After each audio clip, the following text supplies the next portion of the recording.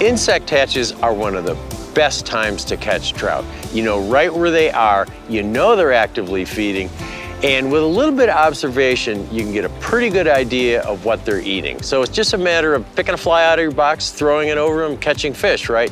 But it's not always that easy. In this show, we're going to show you some special techniques for identifying the flies, drifting the fly over the fish, and taking advantage of these great fishing opportunities. Oh yeah, nice fish! That fish has already refused that fly, and you're gonna have to try just a slightly different pattern. The roll cast pickup is a great cast to use in a lot of fishing situations. This is a beautiful wild trout from a small stream, just a gorgeous little fish. I say hit that bank, let's go to that grass bed.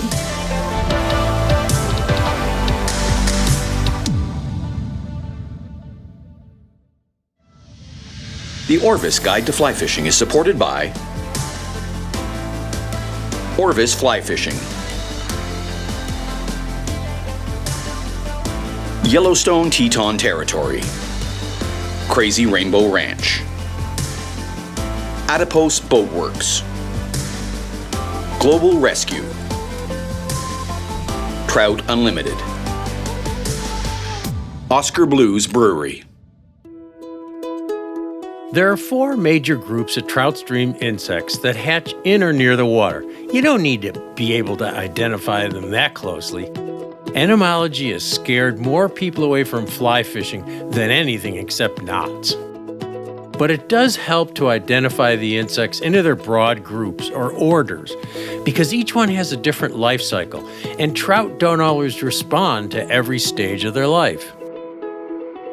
The most important trout stream insects are mayflies, caddisflies, stoneflies, and midges. You can get into more detail on these insects if you want, and it can help because hatches change with the season, and it doesn't hurt to know about each one. But for basic knowledge, just being able to tell the difference between these is important. In most rivers, mayflies are the most important trout stream insect. They live as larvae for almost a full year underwater and then rise to the surface to hatch into what we call a dun or a subadult. These flies then fly into nearby trees, molt, and turn into the full adult called a spinner in a day or two, which then return to the water and lay their eggs.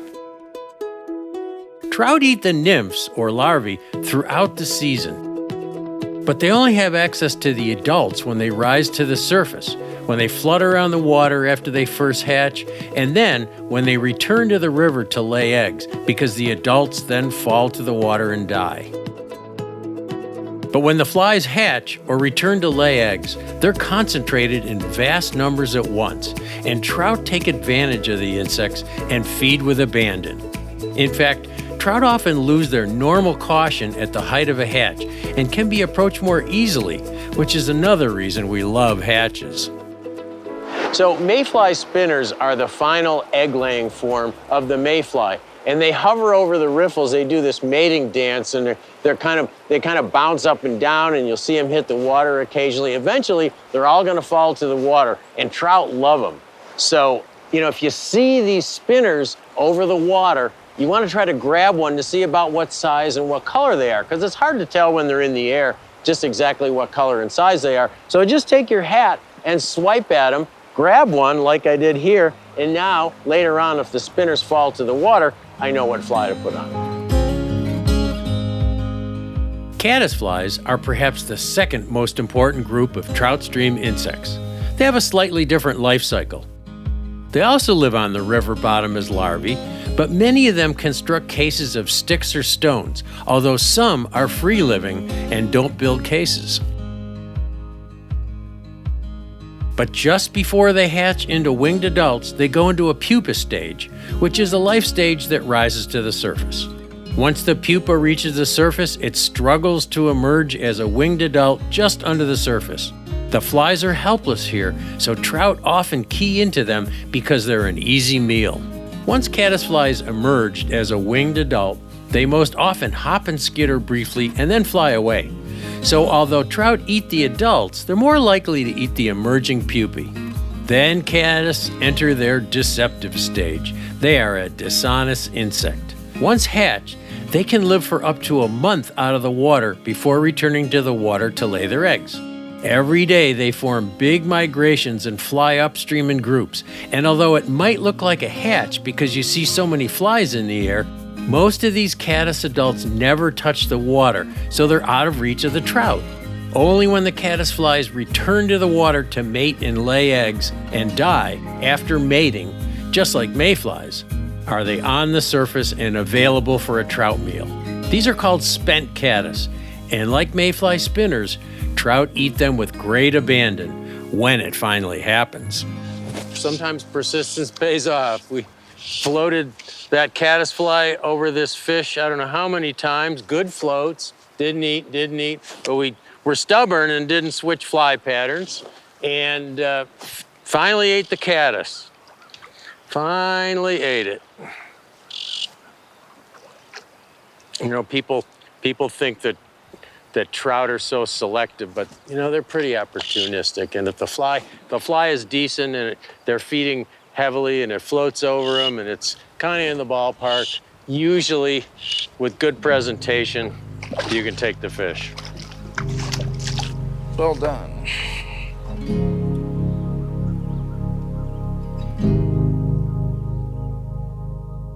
Stoneflies have yet a different life cycle and behavior.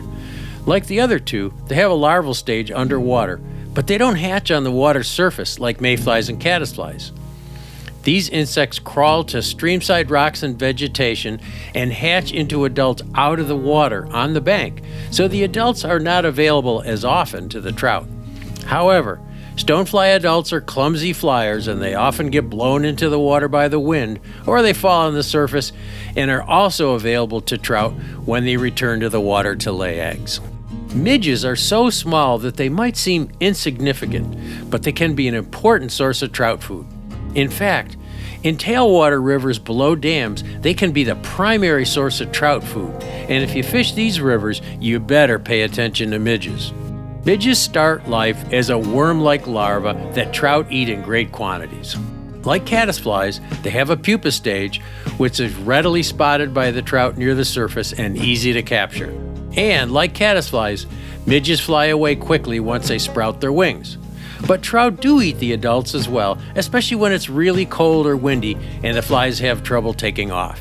Midges also return to the water to mate, lay eggs, and die, and they often form large clusters of from 2 to dozens of insects hooked together.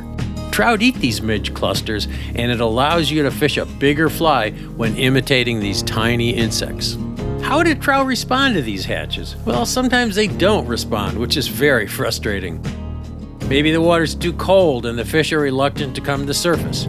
Sometimes the hatch is not heavy enough to interest trout. Maybe the trout are just acting like jerks.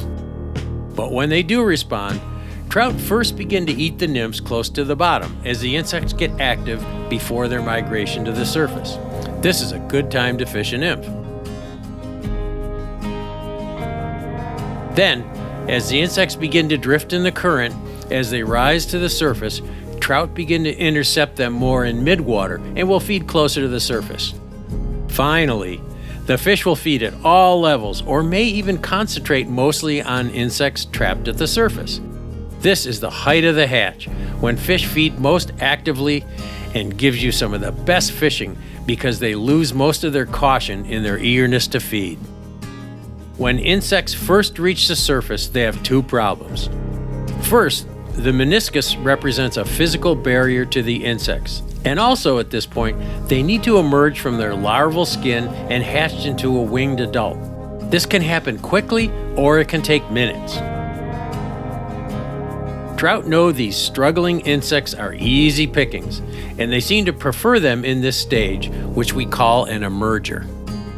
Once the winged adults have emerged, sometimes they ride the water for a long time, especially if it's cold or rainy. On dry, sunny days, the insects may fly away almost immediately. The longer an insect rides the water, the more likely it is that a trout will feed on the adult.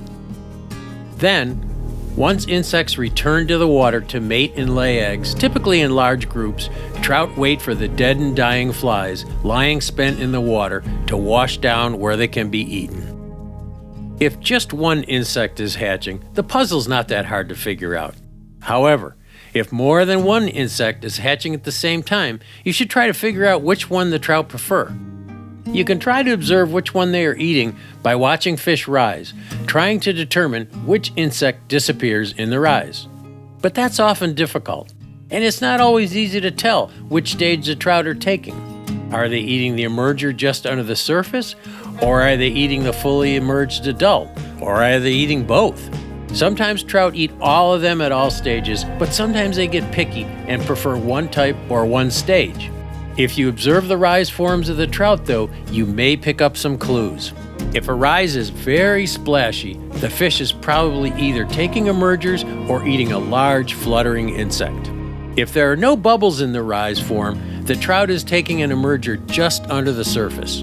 If there are bubbles in the rise form, the trout is taking flies off the surface because as they feed on the surface, they ingest air, which is then expelled through their gills. If the rise is subtle and just produces a ring, trout are usually taking small insects on the surface, mayfly spinners, or spent egg-laying caddis.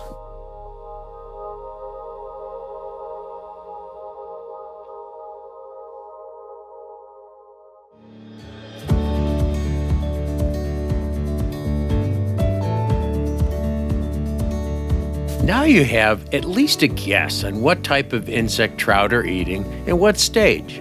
You may not get it totally right, but at least you have some clues to go on. How do you make sure you have the best fly? You probably don't need an exact imitation of the insect trout are feeding on. You need something that's close enough to fool a trout as it floats by. And even in relatively slow water, trout don't have that much time to inspect a fly. So as long as it's close and behaving naturally, you have a good chance of fooling a trout. They're wary, but honestly, they aren't that smart. Most experienced fly fishers agree that the size of the fly is the most important factor. Trout often ignore something that is smaller than their current food and are suspicious of something that's larger. They just want to eat what's safe and has already been identified as food, and anything that falls outside of that box is just debris to them. If you can catch a sample of the insect in question, put it on the lid of your fly box and match it to something in your box. If you only see flies in the air or on the water and can't catch a sample, pick a fly that's a size or two smaller than what you think you see. Flies in the air and on the water always look much bigger than their true size. I can't tell you why, but it always fools me. Next in importance is shape. Does the fly have an upright wing, or are the wings held close to the body? The profile of a fly can be what triggers trout to feed, so pick a fly with an upright wing if you think the fish are eating mayflies, and one with a wing close to the body if you think they're taking caddis. Is it a spent mayfly or one that just hatched? Flies that have just hatched have upright wings, but spent mayfly spinners have wings spread out on the surface and ride low to the water. If you suspect fish are taking an emerger, a fly with short wings or just wing stubs, and perhaps a shuck to imitate the nymph skin the insect is trying to wriggle out of, might be in order. He's chomping.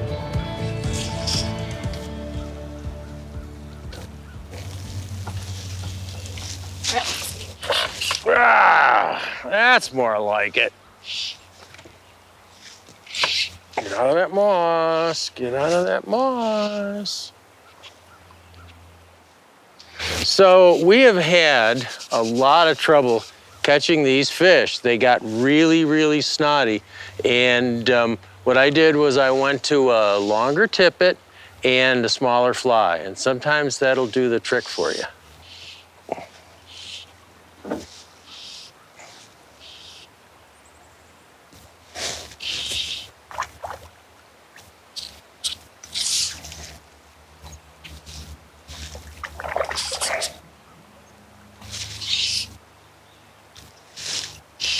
Trying to use side pressure here to lead the fish both ways. I hate having a fish that's straight downstream from me because the fly pulls out more easily there.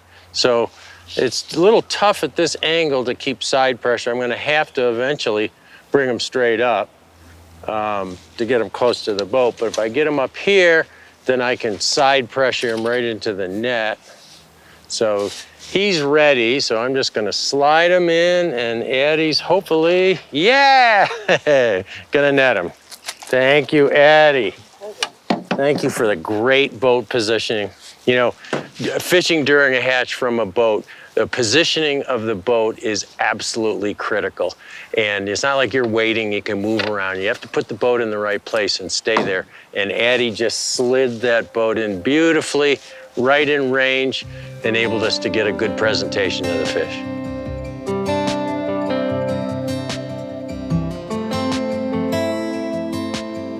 So Addie, how important do you think color is during a hatch? Well, I think trying to emulate the flies that you see, obviously color, pattern, we want to match that to the best of our ability to put it on the water and present it to the fish as if it belongs there. I don't think it's always important that it needs to be an exact color. You know, today we're throwing some stuff that has purple on it. Yeah, right? Yeah. And so, the flies are black. And the flies are black. So I don't think it's always a must, but we want to be in the general area, I think, to match the hatch. Yeah. There's a dispute on how well fish can see color or whether it matters, and most guides will give you a similar answer to what Addie told me here. But hedge your bets and try to match the insect as closely as you can. If fish are taking an insect with a yellow body and cream wings, an imitation with a yellowish body and brownish wings should work okay. A fly with an olive body and dark gray wings might not. Just try to get the shade as close as you can. The right leader is almost as important as the right fly.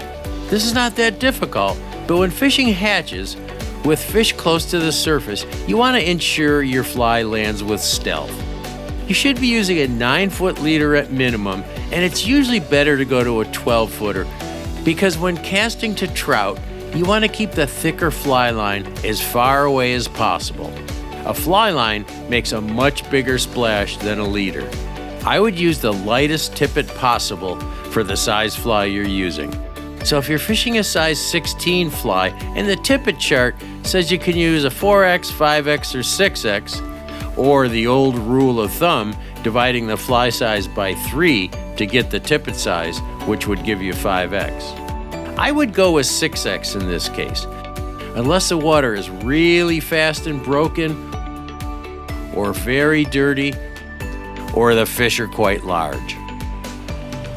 Your fly should be treated with something to help it float if you're imitating an adult insect. Oh yeah, there we go. The best way to do this is to smear a small amount of fly paste on the fly. Then, when the fly stops floating, or after you catch a fish on it, treat the fly with white desiccant powder, which retreats the fly and adds a new coating of silicone. You can start right out with the powder if you want, but the converse doesn't work. Once a fly is wet, the silicone paste doesn't adhere to the fly properly.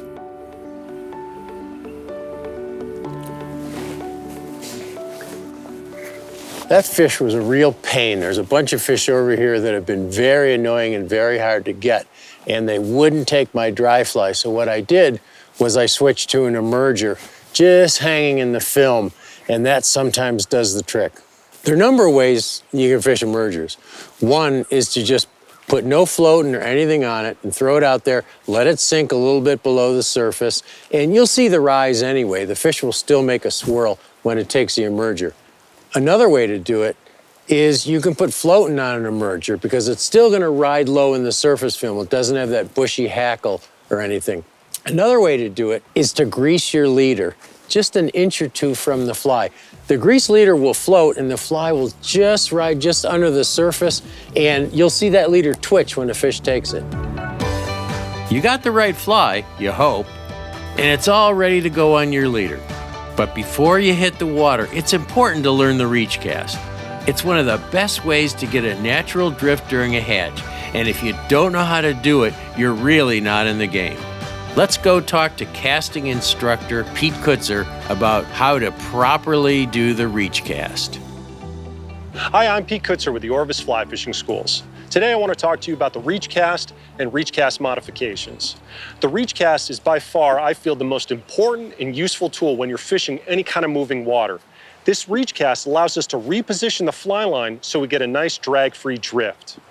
When we make a cast across the river, that line is the largest mass on the water, and that current's going to have the most effect on it. It's going to push that line, giving us a belly. So we need to get that line upstream of that fly. A lot of us just mend, but the reach cast takes the place of that mend, and it actually sets you up for a better drift as soon as that fly lands.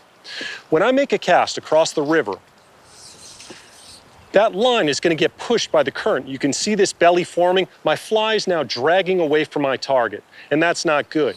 If I make this cast and then make a mend, that mend can also pull that fly away from that target. So this reach cast is going to allow our fly to land with a drag-free natural drift right away. To make this reach cast, we're going to make our cast, but after we stop the rod, before our fly lands, we're going to reach upstream and we're going to let some line slide through our hands. If we hold on to this line when we make this slide, our fly comes back towards us and we lose our accuracy or we lose our distance. So we have to make sure when we make this cast that we let the line slide through our hands. That's going to allow our fly to stay out there where that fish is. Now, a traditional reach cast, we make the cast, make that reach, our rod's down here low, we can come back, and now we start to follow that fly on down. We still have a relatively straight line to that fly. We can still have some varying currents that may affect that line.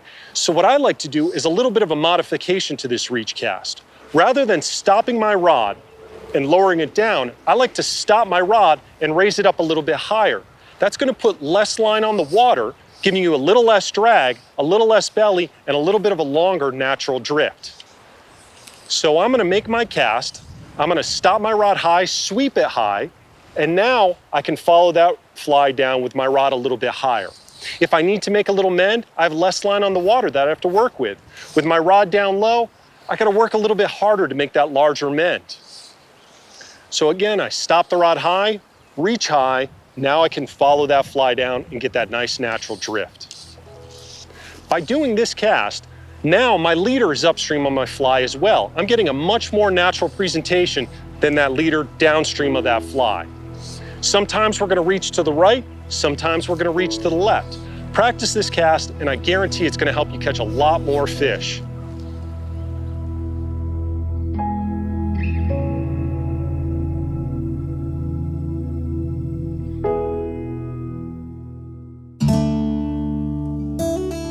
The most important part of fishing a hatch is to float your fly over a trout in a natural manner without spooking the fish.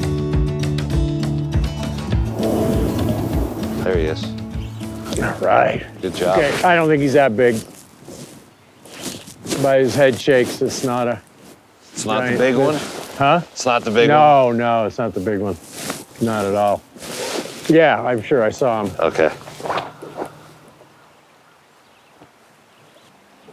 Nice one. Yeah. Nice one on a little dry fly.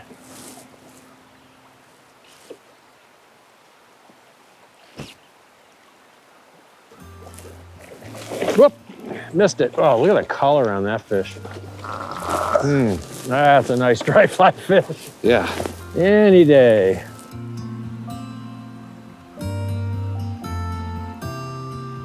When you're fishing a hatch, it's important to have the right fly, or a fly that's in the ballpark, but it's so important to get that drift just right. And on that cast, I made a little bit of a reach cast, a little upstream reach, and then I bumped the tip of the rod a little bit to throw a little bit more slack into that. The leader landed on the water with a little bit more slack. The fly floated naturally right over the fish, and he came up and took it confidently. Occasionally, moving a fly can work, but for the most part, you should try to eliminate drag so your fly floats along in the current at the exact same speed as the naturals. Sometimes this drag is obvious, but sometimes it's more subtle and not as easy to see from 30 feet away. You fish dry flies and emergers in exactly the same manner, dead drift. Getting the perfect float requires some planning before you make your first cast. Don't jump right in and flail away. Although some hatches only last for an hour or so, you'll still do better if you take your time. First, pick a fish and watch its rise rhythm. If you have a choice of multiple fish, look for the one that's rising steadily. A trout that rises infrequently is much more difficult to catch than one that rises every few seconds and is preoccupied with feeding. And try to estimate the fish's cadence. How often does it rise? Try to pitch your fly over the fish just before you think the next rise will occur. They aren't always reliably predictable, but it's worth a try. Next, look at the currents between you and the fish. If you have to put your line and leader over multiple currents, the chance of the fly dragging is greatly increased as those currents yank the line and leader away from the fly. Is there any opportunity for you to carefully wade into a different position so that you can cast over just a single current lane? One option is to wade directly behind the fish in the same current lane so that you can fish directly upstream to it. But you can't always do that because of deep or fast water. Another option is to carefully wade above the fish and cast downstream to it. This requires careful wading because it'll be easier for the fish to notice you, and it works best on wider rivers where you can stay far enough away from the fish to avoid spooking it. This is a great trick to use because the fly floats over the fish before the leader, but it requires careful use of a reach cast or a slack line cast, or your fly will drag almost immediately. This beautiful fat cutthroat is a good example of changing your positions during a hatch. I had been fishing from this bank and getting a little bit of drag, I guess, because the fish on the far side of the seam just wouldn't take the fly. They'd refuse it. I could see them coming up and looking at it. They wouldn't take it. So I moved myself around to the tail of the pool so I could shoot straight upstream to the fish, and bingo, it worked.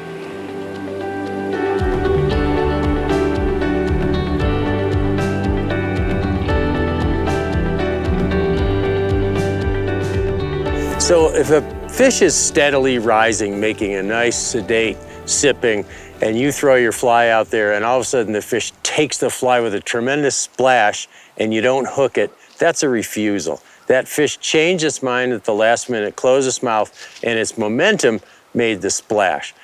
The strategy there is to switch flies if the fish keeps rising. Sometimes they stop rising, but if the fish does keep rising, that fish has already refused that fly, it knows that fly, and you're gonna have to try just a slightly different pattern in that circumstance. But not all refusals are splashy. Sometimes a trout will just bump the fly with its snout but never open its mouth, or it will swirl right next to the fly. It's hard to determine whether a trout has refused your fly or you just missed setting the hook, but your strategy should be the same. Pick a slightly different fly and avoid drag at all costs. What do you do if the fish does not take your fly? First, make sure you aren't casting short. Don't cast right to the rise because the trout may not see your fly. When trout rise, they drop back and inhale the insect, then swim a bit forward to regain their spot. And accuracy is so important because many fish won't move more than a few inches for a fly.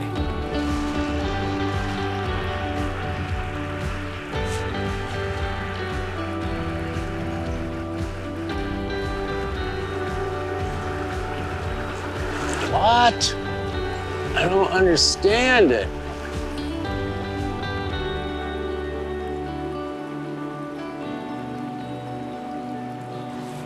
Are they not eating those big mayflies? So I am being totally humiliated by these cutthroats. Cutthroat trout are supposed to be stupid, right? Well, these fish are not stupid, and I put 4 different fly changes over the fish. I've tried my best presentations. It's just not working. So in a situation like that, during a hatch, one of the things you suspect is drag. So what I'm gonna do is put on a longer, lighter tippet. I had 4X on, I'm gonna go to 5X and I'm gonna put a pretty long tippet on. Hopefully I can get a better drift, and I'll change flies too, just to make sure. It's so great when it all comes together. Fishing hatches is not always easy, but it's always an intellectual challenge, even though we're playing against a critter with a brain the size of an almond.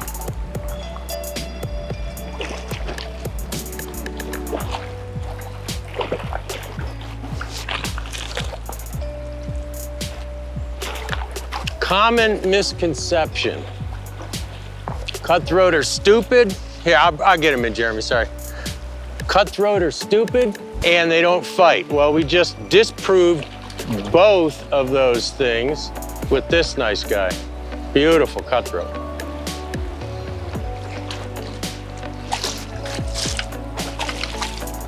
Ah! Wow. So, longer tippet, different fly. Jeremy gave me a beautiful green drake imitation. Bingo, about the second cast. So, sometimes it just takes a little bit of change in your tackle to make the difference. God, beautiful. They are gorgeous. Hard to beat.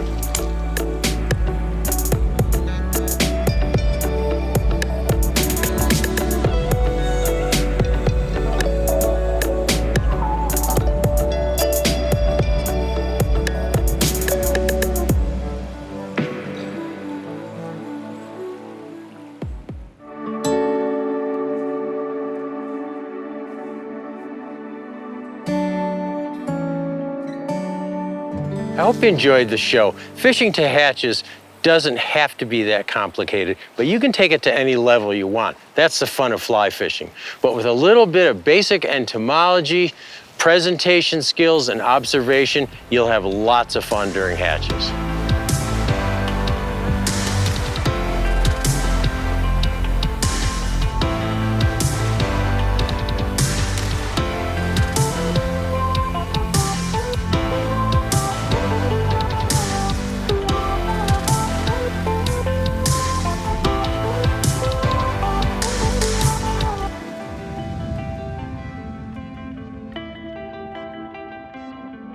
The Orvis Guide to Fly Fishing is supported by